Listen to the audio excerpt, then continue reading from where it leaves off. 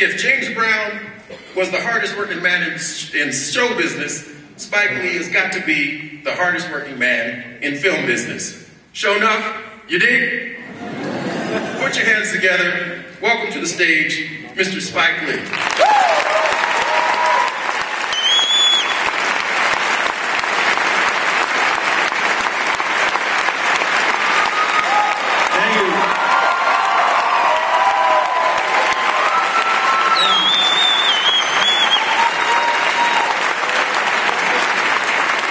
Well, glad to be here today in Arizona.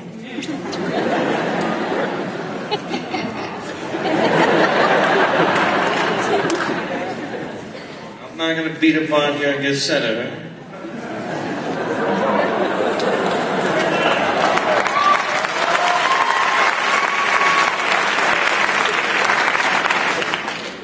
He is, for many years, refused to vote for Dr. King being a national holiday here. I don't know what I never really understood why he did vote against it.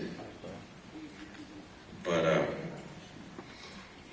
it wasn't until NFL said, you're not getting the Super Bowl. And they voted that thing right in quick. They know how much money Super Bowls bring to the cities that host it. I was told that one of the films you've seen was Bamboozled.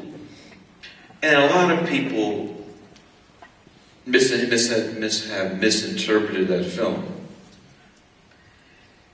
When I did Bamboozled, it was about to be the 100th year of cinema and roughly 50 years of TV.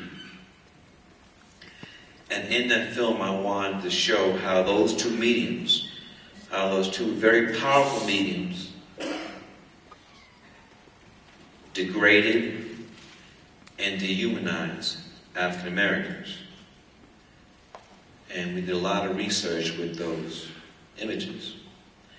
But the thing people miss is that Bamboozled, that same film could have been done about the degradation, dehumanization of women. The same film could be done about the degradation and dehumanization of gays, of Latinos, and especially Native Americans. Especially Native Americans. And this goes into my belief, my strong belief. The United States of America is not the most powerful country on our planet because we are born with nuclear arms. A nuclear bomb has never influenced somebody how to talk, how to walk, how to dress, how to dance.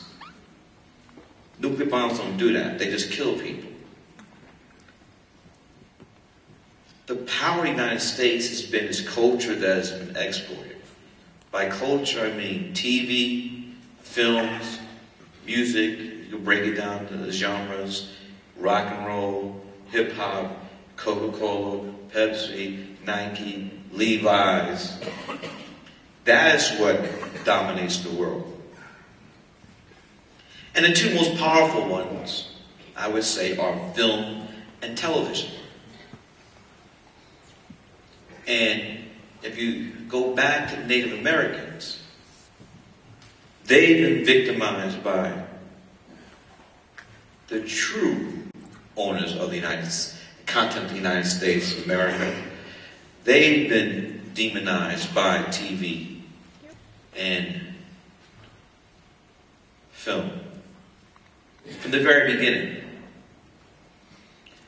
This so-called country is based upon Christian beliefs. And in Christianity, we're all supposed to be equal. But there was a dilemma. The so-called framers of this country owned slaves. So how could they deal with this? I'm a Christian person. Everybody's created equal, but I own slaves. So here's how they got around that moral dilemma.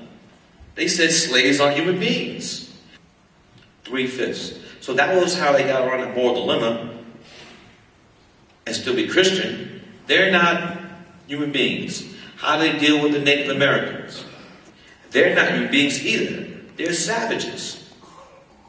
And you see that even today with films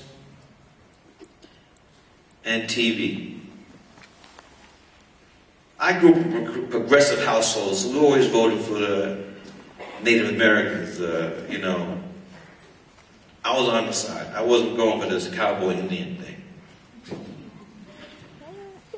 Demonized. And these images, or we cannot underestimate these imagery. And that's why I've never really been of a John Wayne or a John Ford fan. You look at those films, it's about the degradation and dehumanization of Native Americans. Again, they had to go that way to get around the moral dilemma. Why are we treating people like this? Well, they're not human beings. And we had a reception early, and I was asked questions by a very intelligent group of students here at this college. And it was brought up, are we in a post-racial society now that Barack Hussein, he could have used that middle name until he got elected, really. Are we in a post-racial society because Barack, a black man, and African Americans in the White House? And for me, this whole concept of us being a post-racial society is Disneyland.